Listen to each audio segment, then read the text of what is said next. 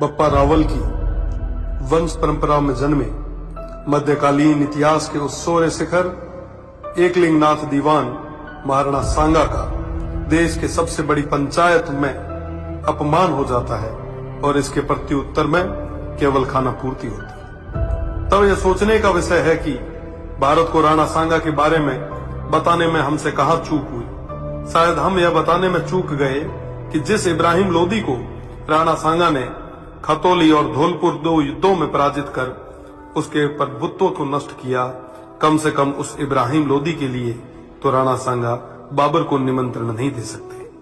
1519 में गागरोन के युद्ध में मालवा के सुल्तान महमूद खिलजी को 3 माह बंदी बनाने वाले, ईडर के युद्ध में गुजरात के मोहम्मद शाह की सेना को पराजित करने वाले, दिल्ली, मालवा और गुजरात की संयुक्त सल्तनतों को हराने वाले तत्कालीन भारत के शक्तिशाली शासक राणा सांगा को कहां जरूरत है किसी विदेशी को आमंत्रित करके सहायता लेने की। दौलत खान लोदी जैसों के निमंत्रण पर आए बाबर के विरुद्ध मेवाड़ के आसपास के शासकों ने राणा सांगा के झंडे के नीचे बाबर जैसे आक्रांताओं से लोहा लिया।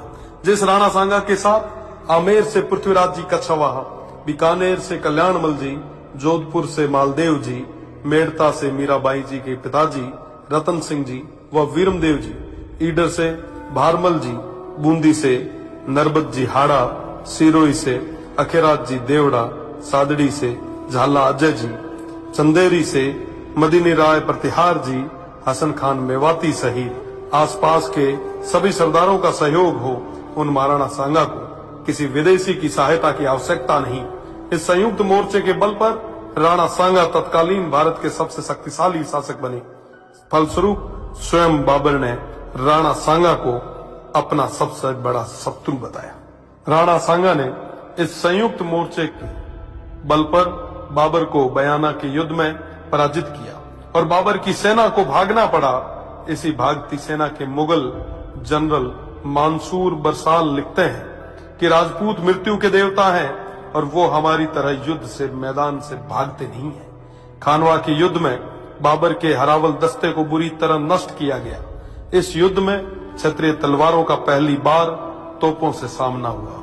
उन तोपों को नष्ट करने के लिए वीरों ने अपने सिर तोपों में देके उन्हें नष्ट किया। आज भी यह खानवा गांव महाराणा सांगा के नेतृत्व में इन देशभक्त सूरवीरों के राष्ट्र व धर्म की रक्षा विदेशी आक्रांताओं बाबर और उनकी सेना से युद्ध करते हुए प्राणोत्सर्ग करने का साक्षी है। राणा सांगा न केवल